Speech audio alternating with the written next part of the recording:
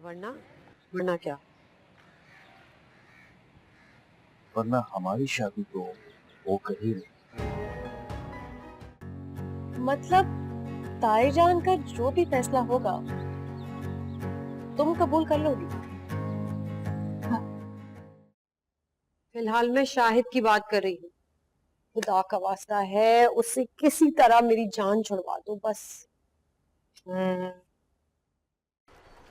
ये जो औरतों के आंसू होते हैं ना, बड़े से बड़े पत्थर दिलों को मोम की तरह पिघला कर रख देते। ध्यान रखियो बेटा। मैं तुम्हारा सब कुछ हूं हानिया, और मैंने तुम्हें एक बात भी बतानी है। मैंने जो शादी से इनकार किया था ना, वो सिर्फ एक मजाक था। I swear. लेकिन मैं मजाक नहीं कर रही, सीरियस। मुझे अरीबा के भाई से ही शादी करनी है और मैं ये फैसला ले चुकी हूँ।